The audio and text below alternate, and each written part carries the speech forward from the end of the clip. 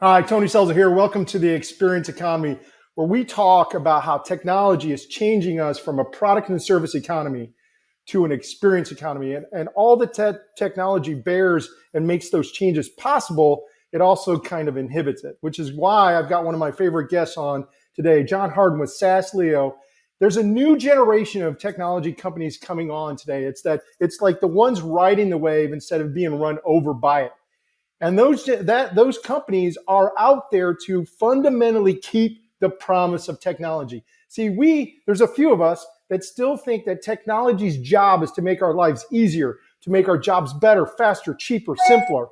And that's really been the genesis of what Saaslio is here to do. Here's a guy who is on the front lines in the MSP game, the managed service provider. The guys that are out there are supposed to help middle market America business use technology every day. And he realized that technology was failing to keep the promise. And that was kind of the genesis of what Saaslio came about. Tell us, John, tell us a little bit about Saaslio and your founding story. Yeah, hey there. I'm so excited to be here. Appreciate you having me on, Tony. You kind of hit a little bit on the nose, right? I mean, I come from the MSP community. I've spent 15 years in it across a couple different companies, and now this third one, which is my own. I started in the front lines. I started the very front lines trying to help support small, medium businesses and trying to help understand the problems that they had. Mm-hmm. And one problem I continuously saw, especially as the timeline kept ticking on that 15-year story, is the over adoption of technology and the adoption of technology and the acceleration of the adoption of technology. Right. And at an MSP layer, we would continuously see, tickets come in. Hey, I'm locked out of X, or hey, I'm locked out of Y, or hey, I'm locked out of Z, and we would look at each other and we would go, "We didn't even know you had that. What is going on? What is going on here? When did you buy that? Yeah. Like, when did you sign up for that?" Yeah. And what I realized very quickly is that the customers, that you're supporting over at an MSP in particular, are kind of driving the IT timeline, the technology timeline, and SaaS has made it so easy to do it that there's really no controls in place. And so that frustration really led me into building Saaslio, because it's daunting. Like, you can't manage and support all these different line of business applications without security or information that you need to know about, the discoverability or the manageability of it. And so we built Saaslio really as an offering to solve it. I know it's a bit meta, right? It's a SaaS platform to solve the issue of the SaaS platforms, but that's me. Our one solution can save you a lot of heartache. Yeah. One of my favorite stats, and we'll turn it back over there, is last year there were 300 unicorns born in the SaaS industry. And what that means for people that maybe don't know what the unicorn status is, $1 billion SaaS. Of value.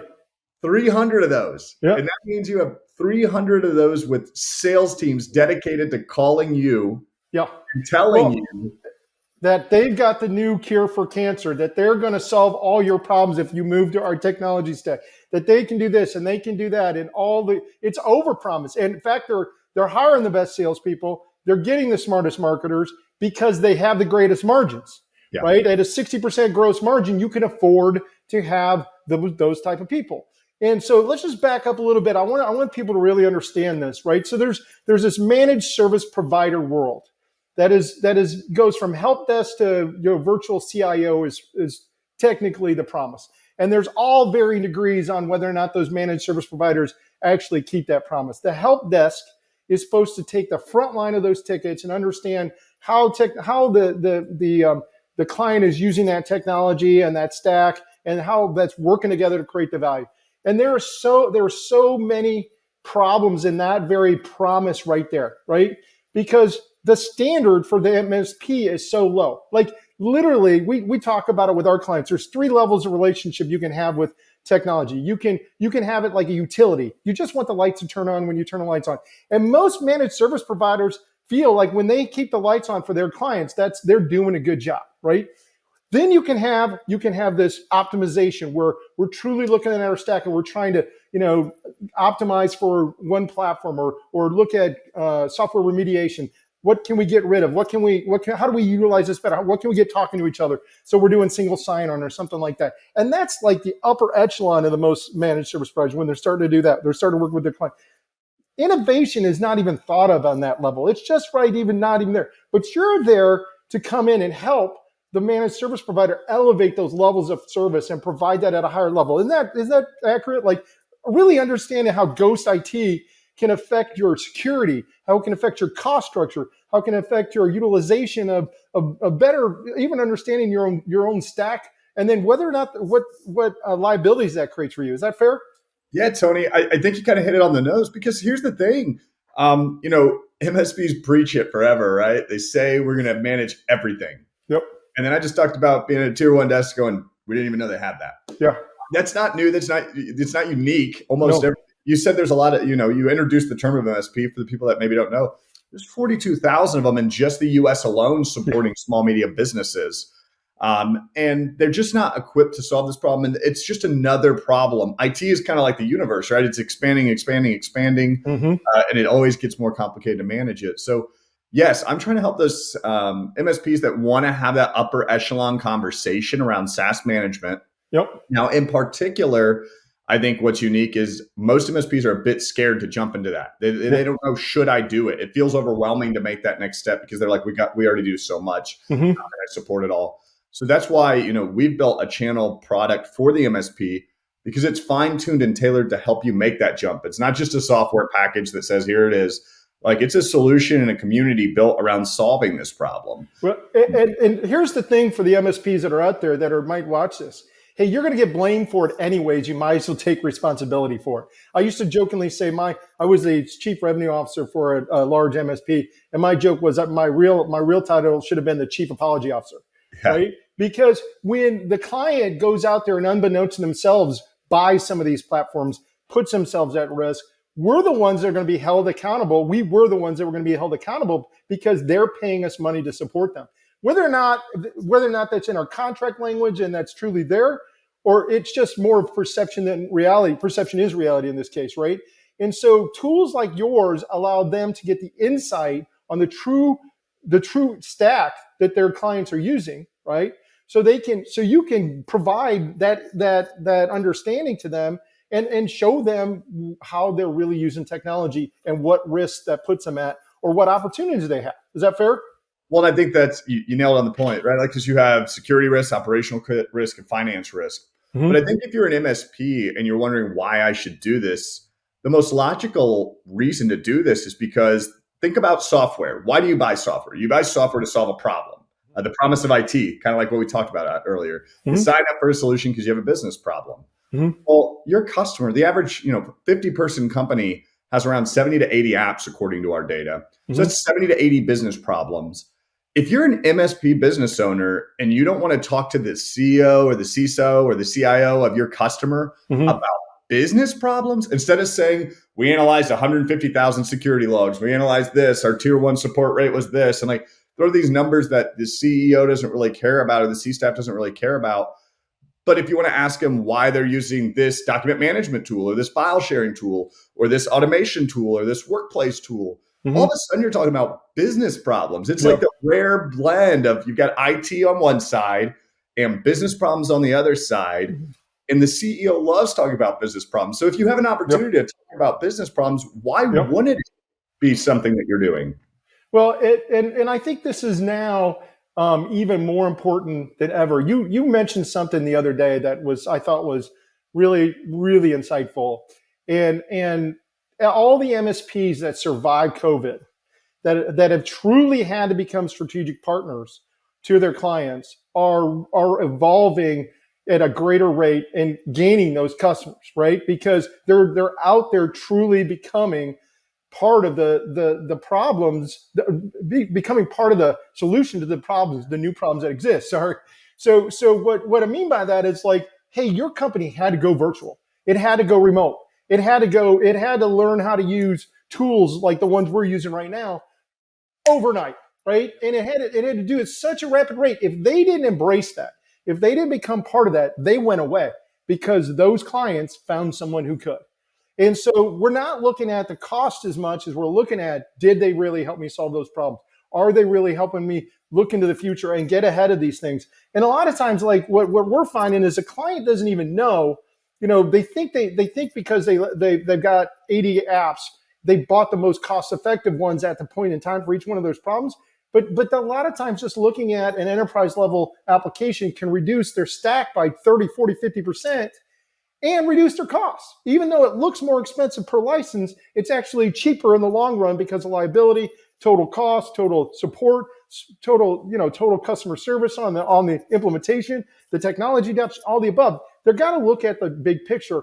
And tools like yours allow the MSP to speak from that voice to the client and be that strategic and create the experience for them around technology that they want, making it kind of full circle, right? Because that's the new world we live in. We are not accepting, as we have younger and younger generations in leadership like yourself, right?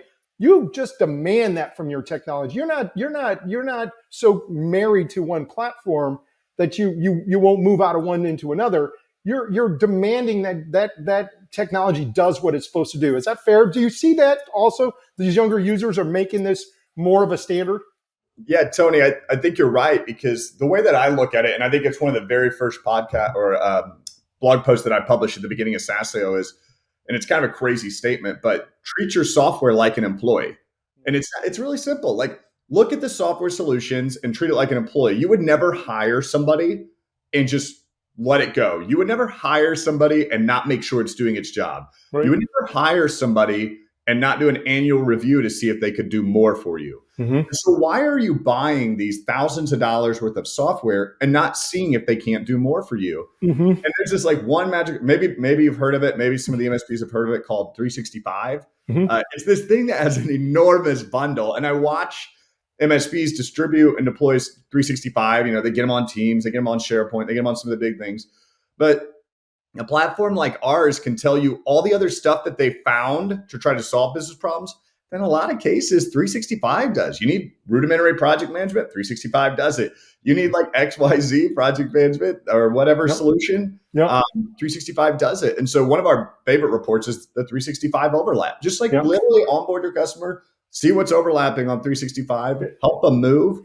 As much as I dislike Microsoft, what you're saying is so true. It's like that is the case, right? They bought this utility knife, right? They bought the Swiss Army knife, and they're out there buying another knife. They're out there buying another corkscrew. They're out there buying another thing because they don't know it exists in their own ecosystem.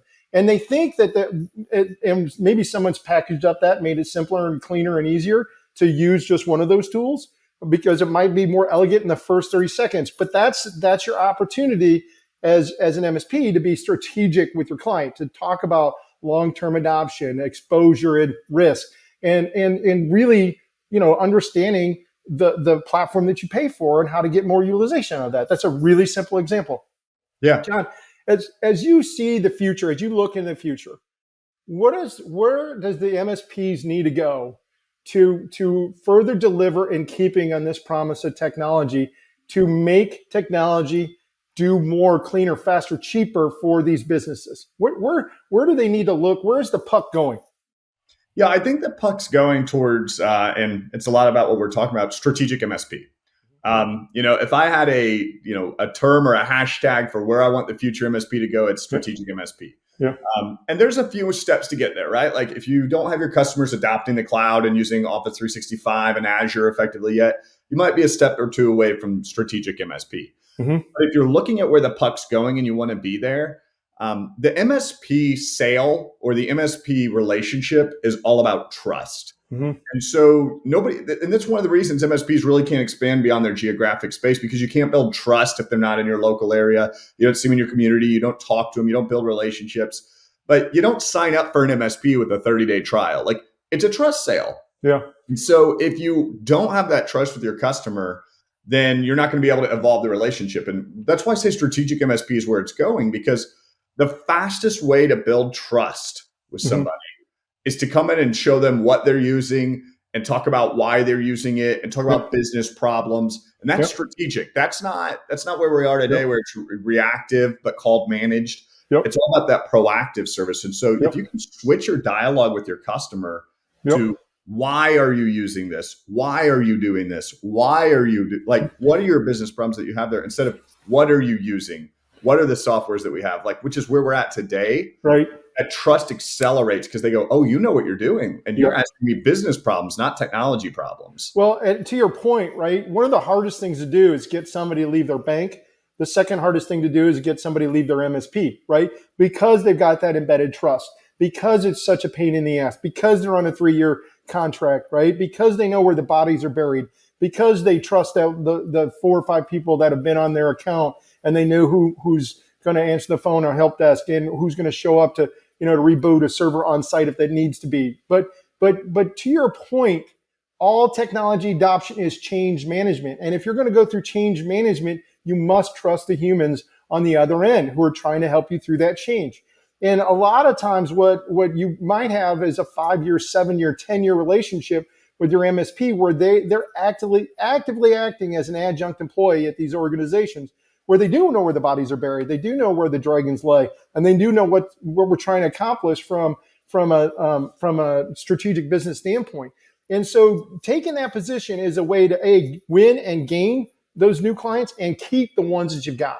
So you're not at risk with those. And I think that's a great way to position Saaslio. I know that's what you're doing. I just think it's a great utilization for MSPs that are out there to really get in that role, because I see that happen a lot, right? It's like those are the conversations that are getting those relationships moved over, right? Because the ones who lead that change, the ones who help them with those insights are going to be the ones that win the new business of the future. Well, and you nailed it. You nailed it, right? Like, so change management every technology change has to have change management. I can show you a list that says you've got 6 file sharing tools in your business. Mm-hmm. That doesn't mean anything if you don't have a way to move everybody there. Sure, you can block them, but if you block them, you're just disrupting an employee who's trying to do their job. You have to get to the root of what's happening at their job. And I think there was really a transition that happened a couple of years ago when COVID happened. Like we talked about, you mentioned it earlier.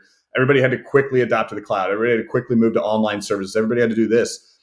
And the MSP had this amazing moment where the CEO goes, oh my gosh, I need my MSP so bad. They're going to save my business during this. Yep. And the context shift of these guys support laptops to these guys actually support my business happened. Yep. And the MSPs that rode that wave, not just of a wave because it's there, but a wave because they care and they want to help solve the business problems. Mm-hmm. The MSPs that came in and took that trust and amplified it and brought more value are growing better than ever. I've seen some MSPs that have scaled out of control in the last 2 years because the CEO trusts them to do what they need to do now. And the budgets are open to solve security and business problems. Yeah. They weren't there for years because that trust wasn't there. So exactly. To your point, I mean, it's a great way to kind of tag it in, right? Saaslio is changing the experience for the MSP to become the strategic partner versus the guy who's just on the other help desk saying move, right? So if you remember that old Saturday Night Live bit. But that's really how you're keeping the promise and delivering on the experience economy. It's getting to that end user and helping them understand their technology stack, what's working and what's not, and then allowing the MSP to be that strategic partner. Thanks so much for being on the Experience Economy, dude. Great show. Yeah, cheers. Thanks for having me.